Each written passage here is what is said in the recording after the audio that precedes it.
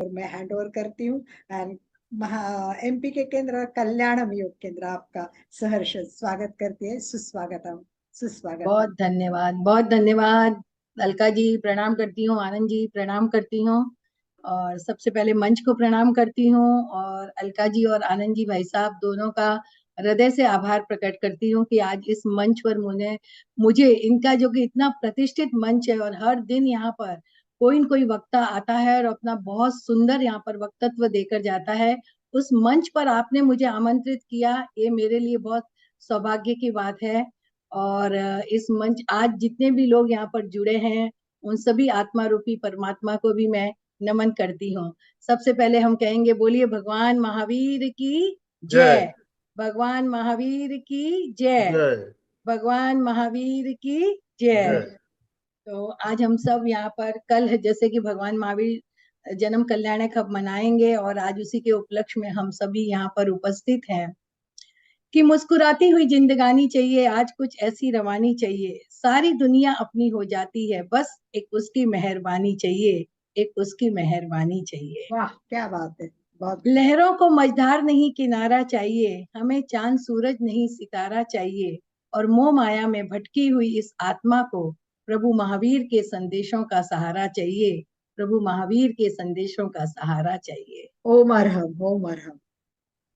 ये विश्वास के बल पर ये दुनिया चल रही है, स्नेह होने से दीप की बाती जल रही है, सवेरे की प्रतीक्षा में बैठे हैं हम सभी यहाँ पर, प्रभु की कृपा से काली रातें ढल रही हैं, प्रभु की कृपा से काली रातें ढल रही हैं। उमर हम जी हाँ। उमर।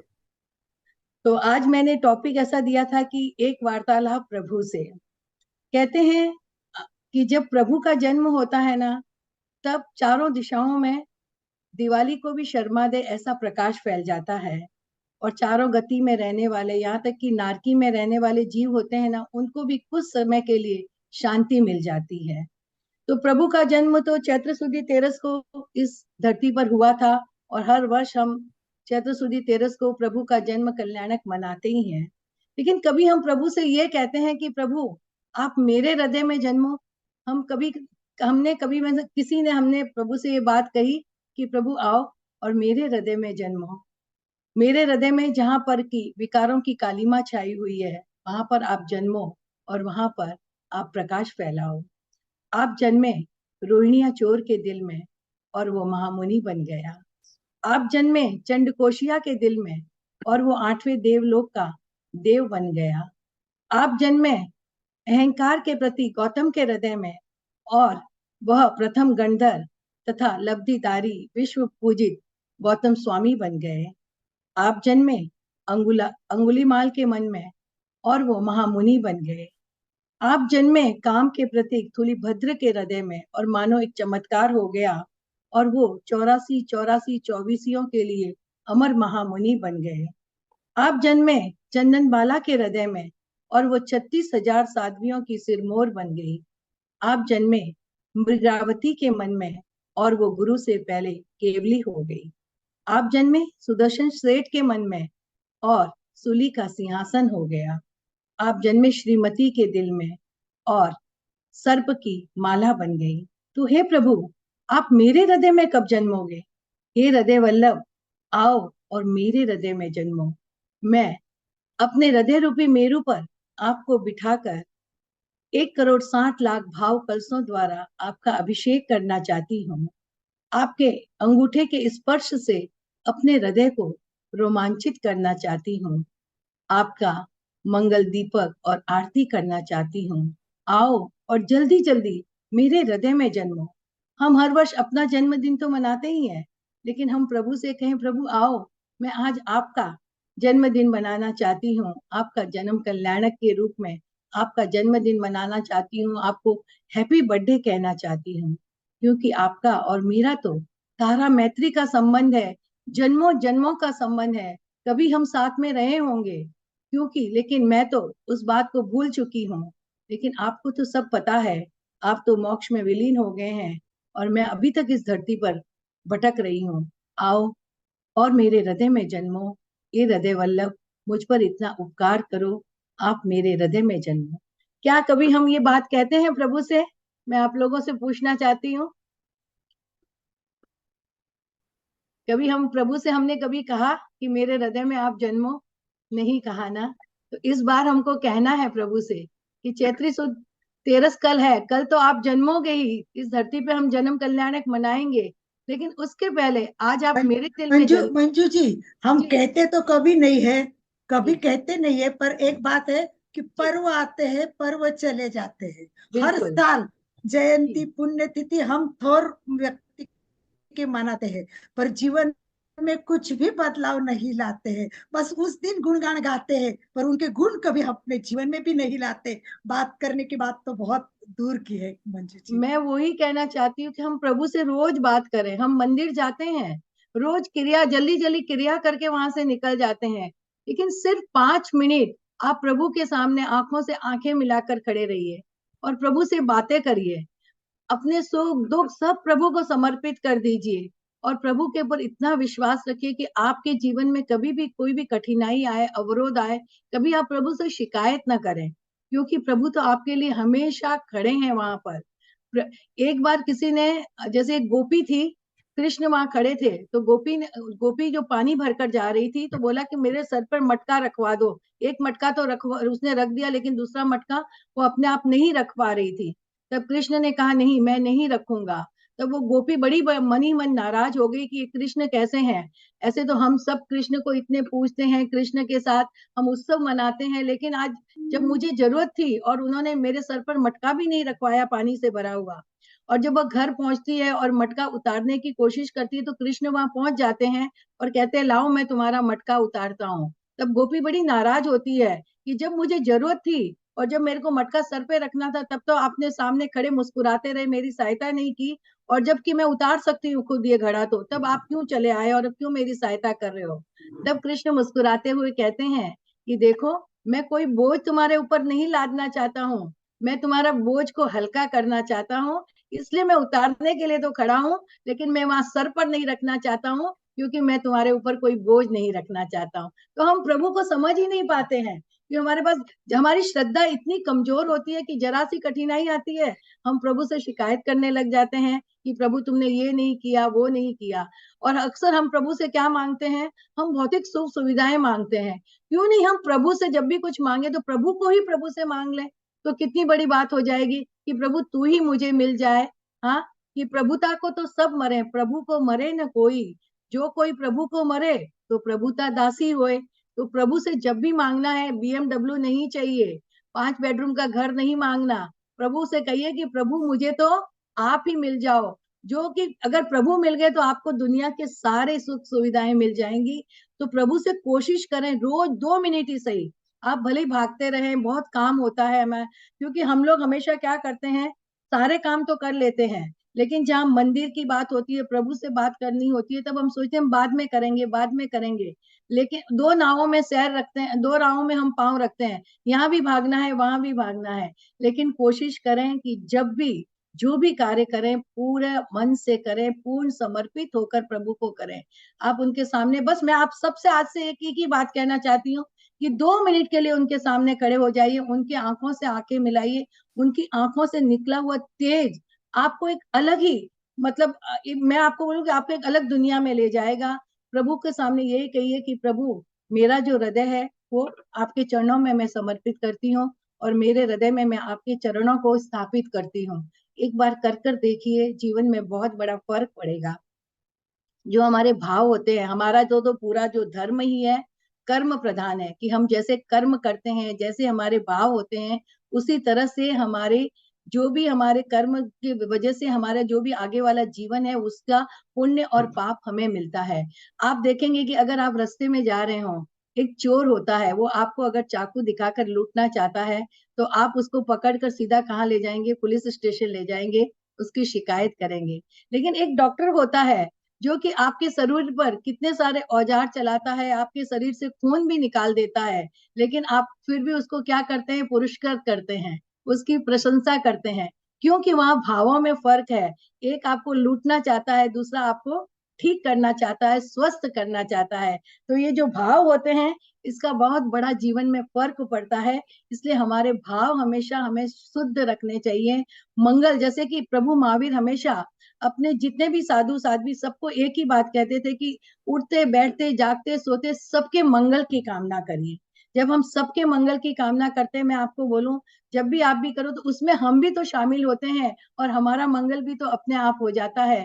तो हरदम कोशिश करें कि किसी के लिए बुरा नहीं सोचे, क्योंकि जब हम किसी और के लिए बुरा सोचेंगे तो हमारे, कहते हैं ना कि हम जैसे एक उंगली उठाते हैं तो तीन हमारी तरफ होती है, एक दूसरे की तरफ होती है। इसलिए जब भी कामना करें तो विश्व के मंगल की कामना करें, ताकि विश्व अच्छा रहेगा तो हम एक अच्छी दुनिया में रहेंगे। तो ये प्रभु महावीर के संदेश तो बहुत सारे, जैसे आज जब हम विश्व पूरा हिंसा के कगार पर खड़ा है, ऐसे में प्रभु महावीर के संदेशों का घर घर प्रचार और प्रसार होना अत्यंत आवश्यक है। प्रभु महावीर ने बड़े सिंपल सिंपल संदेश दिए हैं जिन्हें हम जीवन में उतार सकते हैं। देखिए उन्होंने क्या कहा, अहिंसा।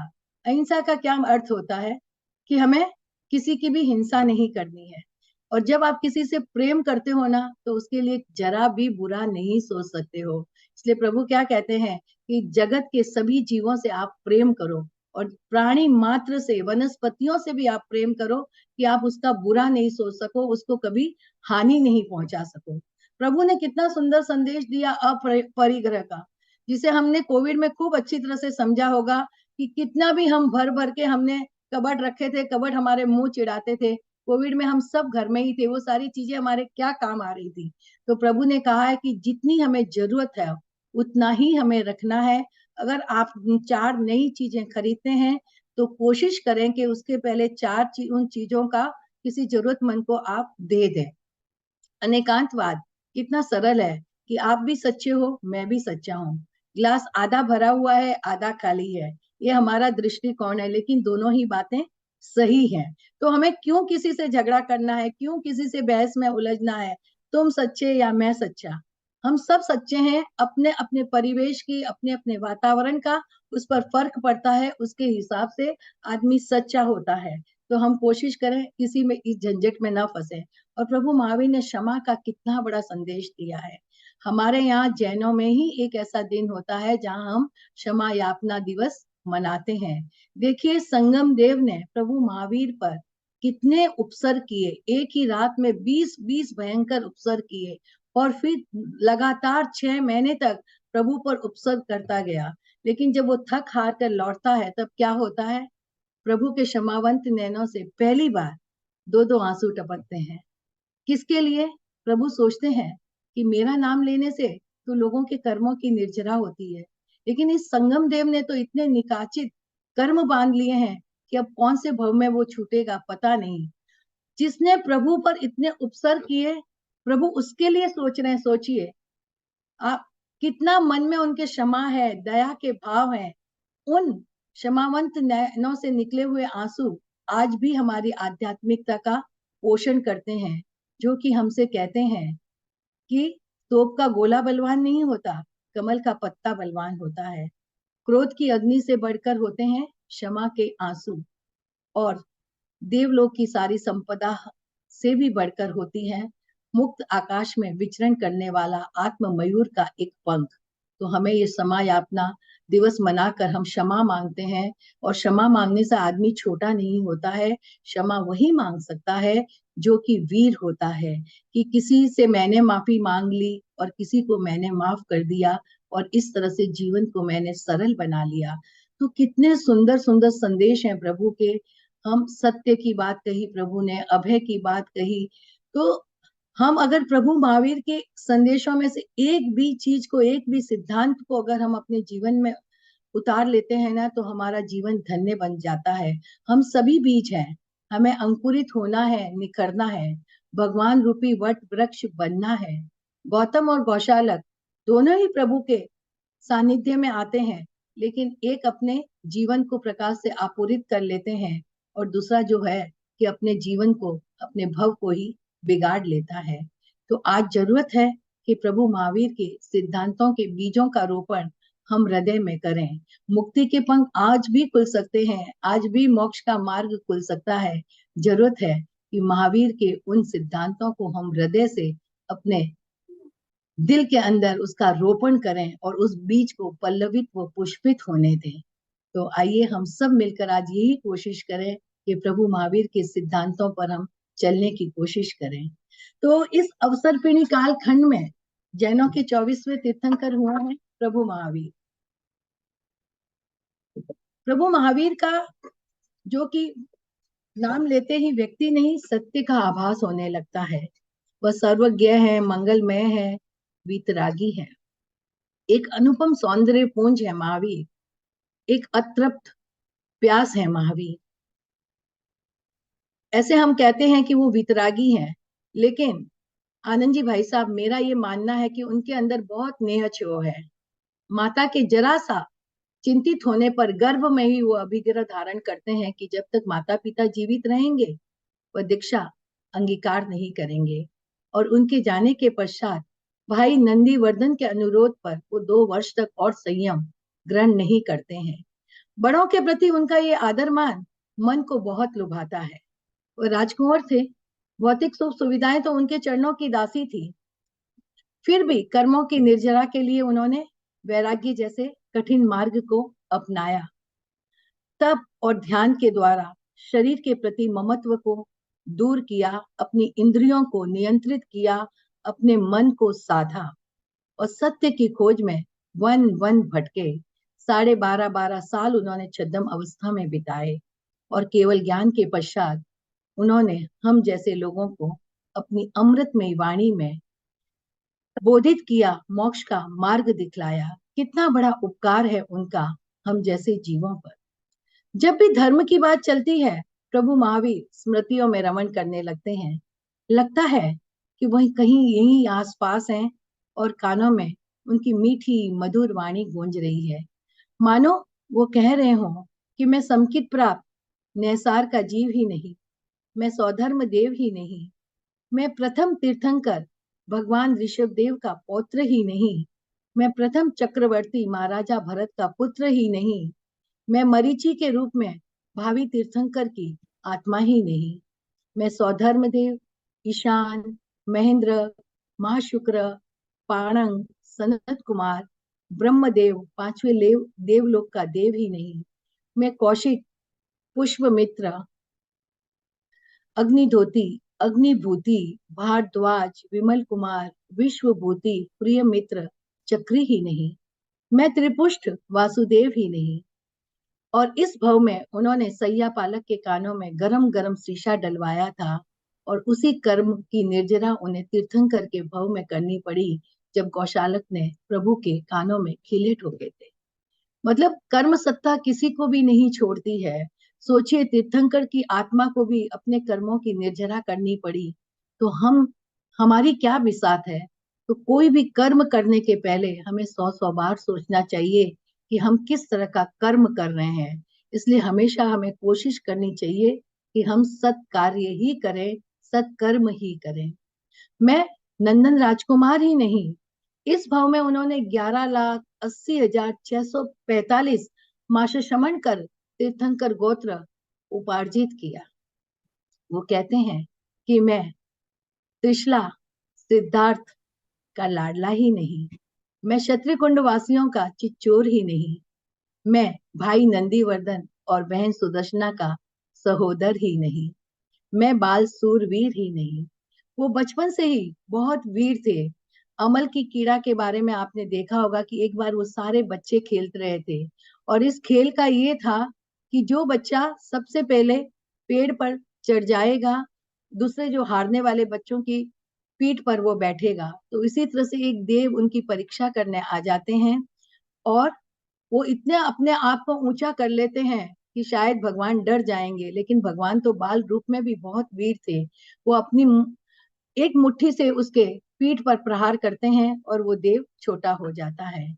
उसी तरह से एक सर्प भी वहां आता है, तब सारे बच्चे डर कर भाग जाते हैं, लेकिन भगवान बिल्कुल नहीं डरते, उस सर्प को उठाकर छोड़ देते हैं। इसीलिए भगवान इतने वीर कहलाते हैं। और भगवान का जो वर्धमान नाम भी दिया, क्योंकि जब भगवान माता के गर्भ में आए तब से ही उनके राज्य में धन्य धान्य की वृद्धि होने लगी थी, इसलिए भगवान को वर्धमान भी कहा जाता है। तो वो कह रहे हैं कि मैं यशोदा का प्रियतम ही नहीं, मैं प्रियदर्शना का जन्मदाता ही नहीं, मैं जमाली का ससुर ही नहीं, मैं सेस्वती का नाना ही नहीं।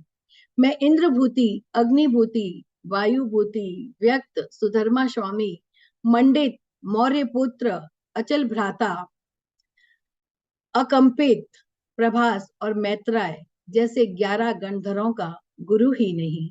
मैं 24,000 साधु, 36,000 साध्वियां, 1,59,000 श्रावक और 3,18,000 श्राविकाओं रूपी धर्म संघ का मार्गदर्शक ही नहीं। मैं राजा श्रेणी, उदयन, मंत्री अभय कुमार जैसे कई राजाओं और मंत्रियों का प्रेरणा स्रोत्र ही नहीं। मैं 10 विशेष श्रावकों का गुरु ही नहीं। वो कहते हैं कि मैं दार्शनिक चिंतक ही नहीं, मैं आध्यात्मिक क्रांति का उद्घोषक ही नहीं।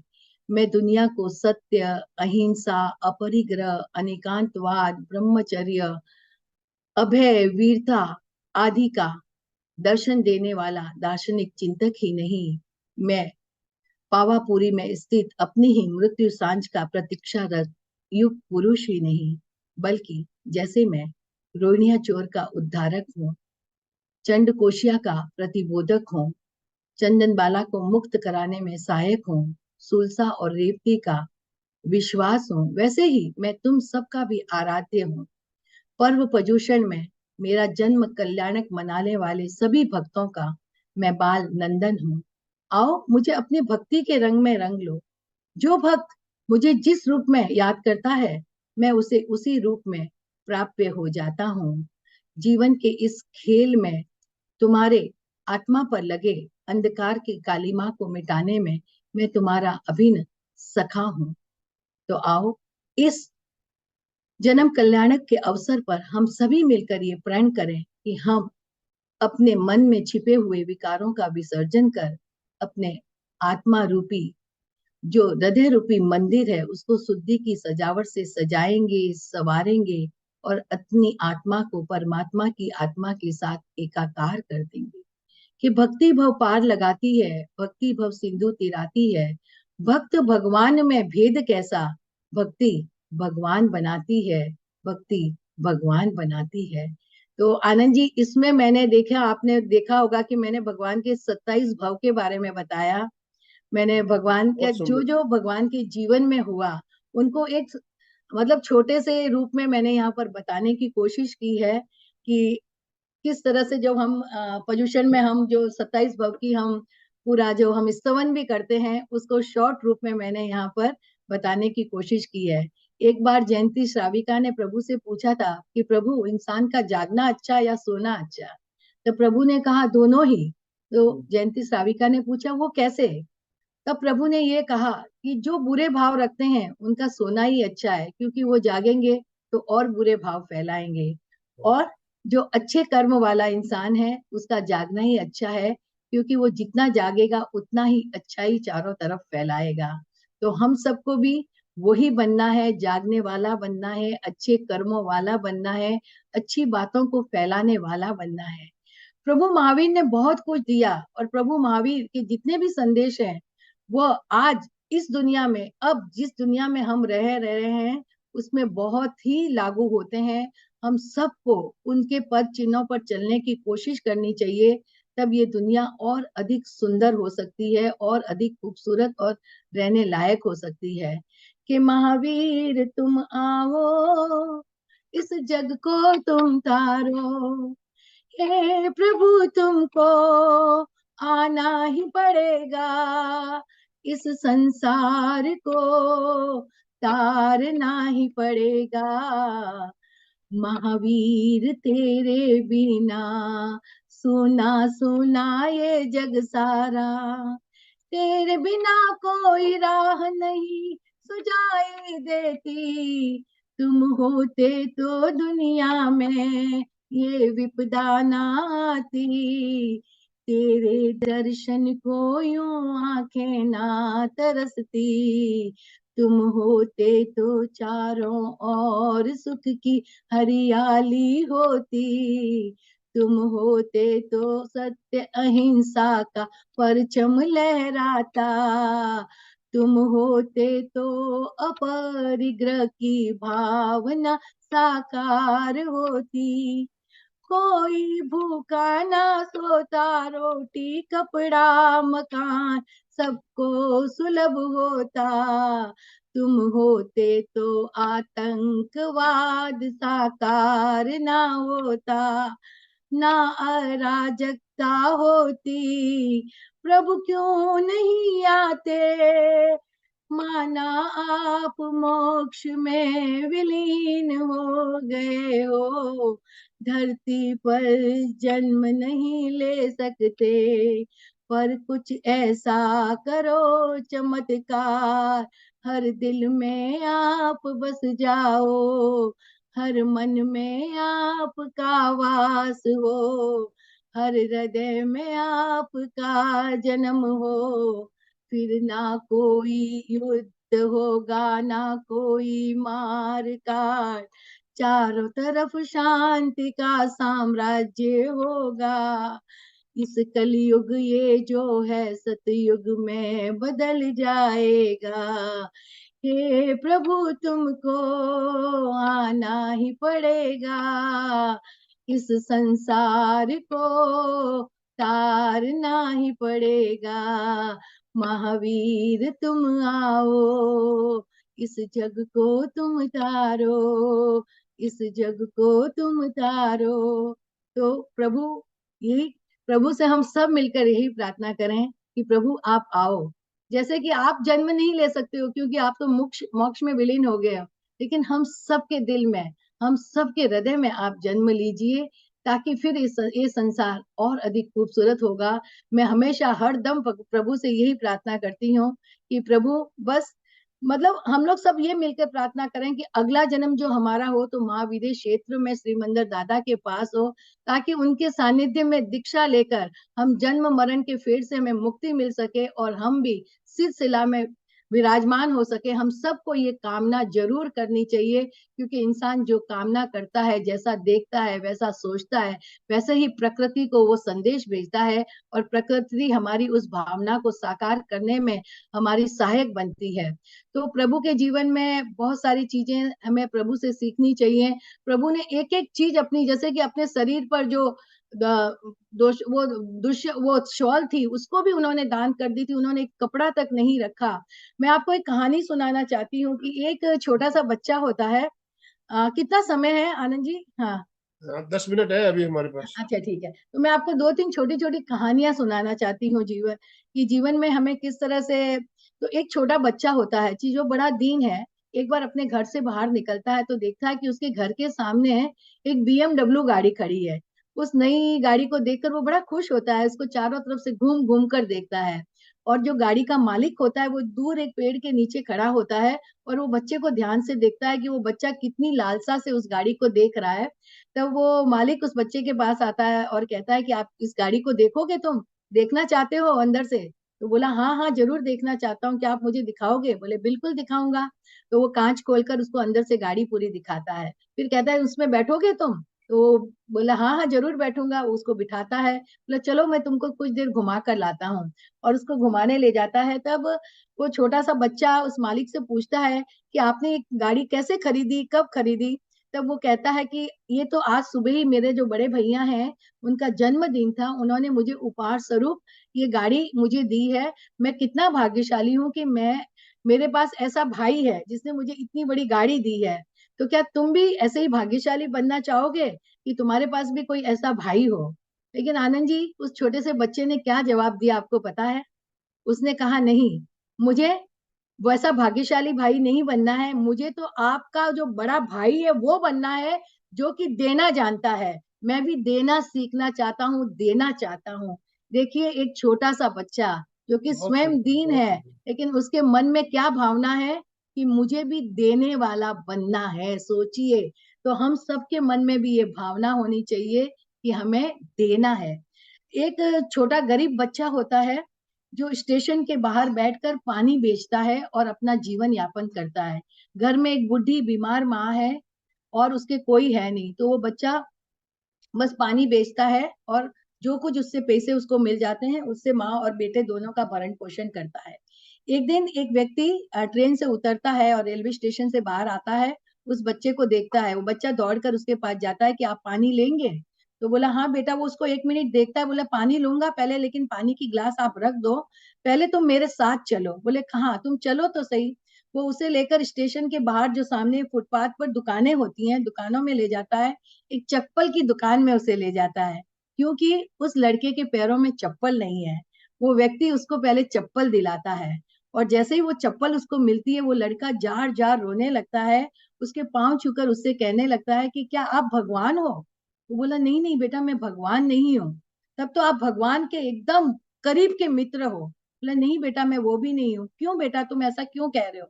कि कल शाम को ही मैंने भगवान से प्रार्थना की थी कि भगवान, गर्मी के दिन है, चिलचिलाती धूप है, अगर मेरे पैरों में चप्पल होते तो मैं दौड़ दौड़ कर और पानी बेचता, 4 पैसे और अधिक कमा लेता, जिससे मेरी माँ का इलाज और अच्छे से होता।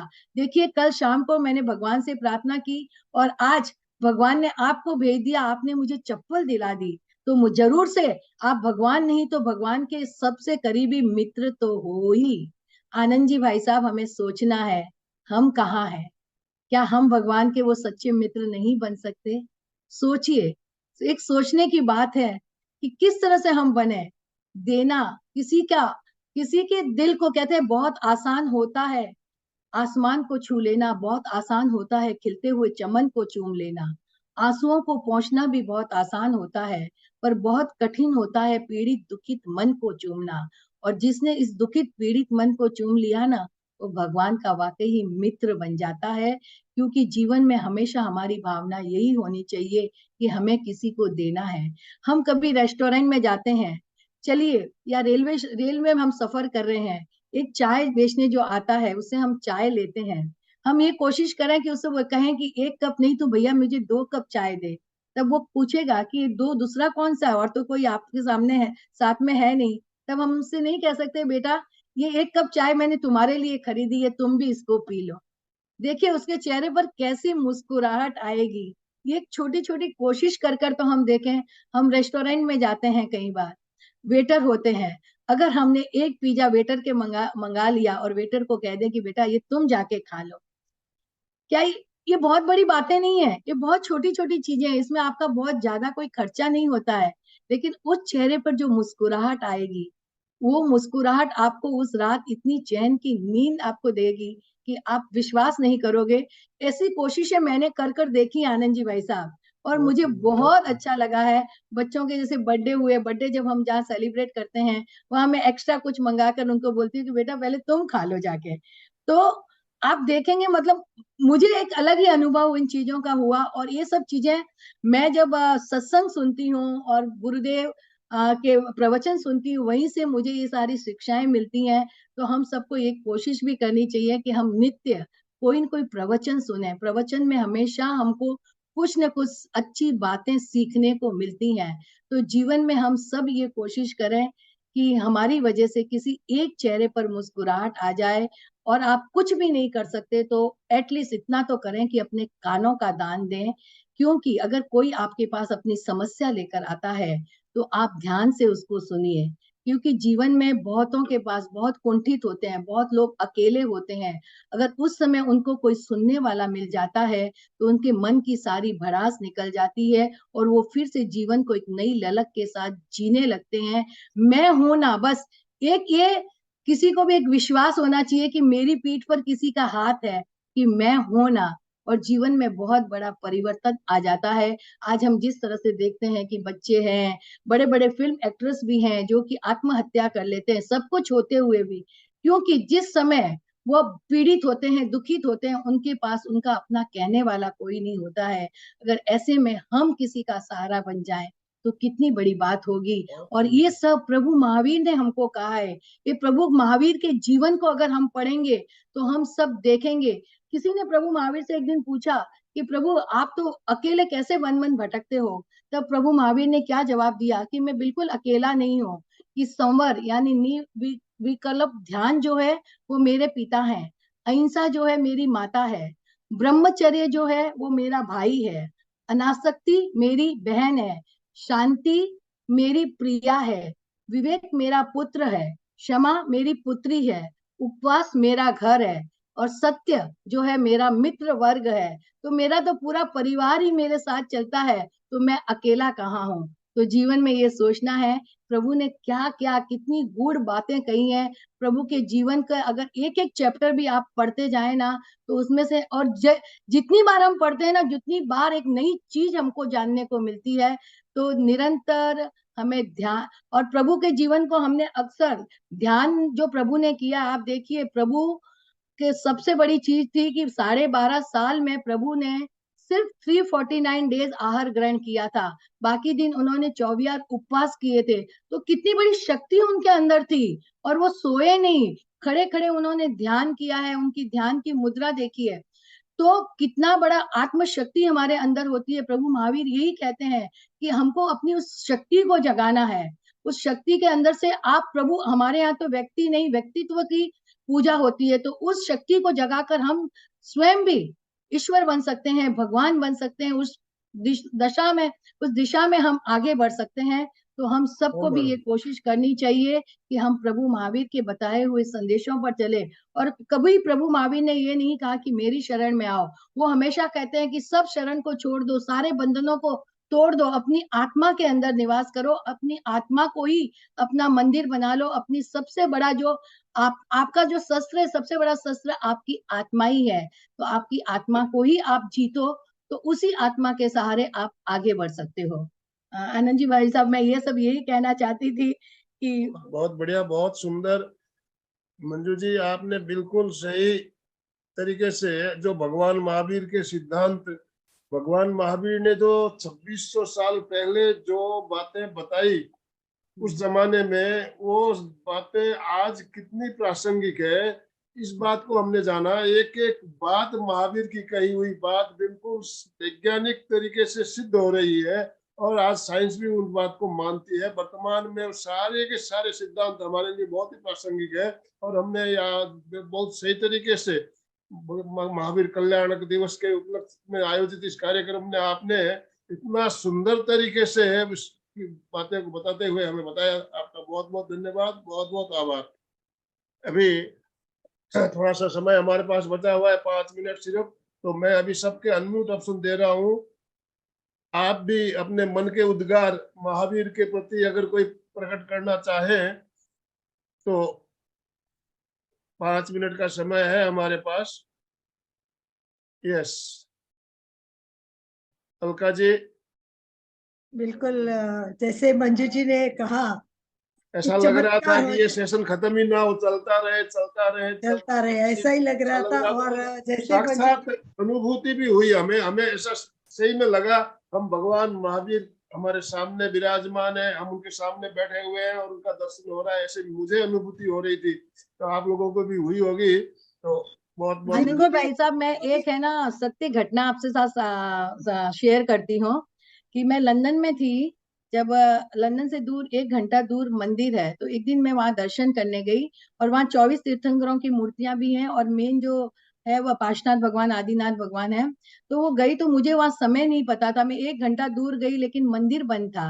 तो मंदिर बंद था तो मुझे बड़ा दुख हुआ, मेरे दर्शन नहीं हुए। और मैं घर में रात को शाम को आकर, मेरे घर में छोटा सा मंदिर है, वहां बैठकर भगवान से झगड़ा करने लगी कि भगवान मेरी ऐसी क्या गलती हुई कि आज आपने मुझे दर्शन क्यों नहीं दिए। मैं इतनी दूर चलकर आई, जरूर मेरे से कोई गलती हुई होगी, ऐसा आपको नहीं, ऐसे भगवान से मैं बातचीत करने लगी। और रात में जब मैं सोई हूँ तो सपने में वो पूरा का पूरा मंदिर आया है, आपको मैं बताऊं, मेरे पूरे दर्शन हुए हैं। और एक क्षण को लगा जैसे भगवान ने आंखें खोलकर मुझे आशीर्वाद दिया है। और उसके बाद मैं आपको बताऊं कि मेरे मेरे हाथों से 8 मंदिर की प्रतिष्ठा हुई है, मैं आपको ओ बताती हूँ। मैडम, वो ओ मरा मैडम, वो मरा कि मतलब भगवान को आप सच्चे दिल से जब आप कुछ मांगते हो ना, सच्चे दिल से कुछ कहते हो ना, तो रियल में मैं आप सबको भी यही कहूंगी कि आज आप एक इसका करिए कि रात को सोते समय एकदम आशा और विश्वास के साथ, श्रद्धा के साथ भगवान को याद करिए, वो आपको सपनों में जरूर आएंगे। मैं हमेशा एक बात करती हूँ, मैं मतलब एक कि भगवान अगर नहीं आए तो हमको उनसे कहना पड़ेगा कि जो वादा किया वो निभाना पड़ेगा। भक्तों ने तुमको पुकारा, तुमको आना पड़ेगा, जो वादा किया वो निभाना पड़ेगा। फिर भी भगवान नहीं आए, मैं फिर भगवान से शिकायत करती हूँ, वादा न तोड़, तू वादा न तोड़। ऐसे कितने ही गानों की मैंने वो बनाई। तो भगवान अंत में कहते हैं कि तुम मुझे एक ऐसा और रीजन बताओ कि जिसकी वजह से मैं तुम्हारे सपनों में आऊं। तब मैंने भगवान से कहा कि ये बंधन तो प्यार का बंधन है, जन्मों का संगम वाह है। वाह वाह, तो क्या ये भगवान और हमारा तो तारा मैत्री का संबंध है, इसलिए भगवान को तो आना ही पड़ेगा।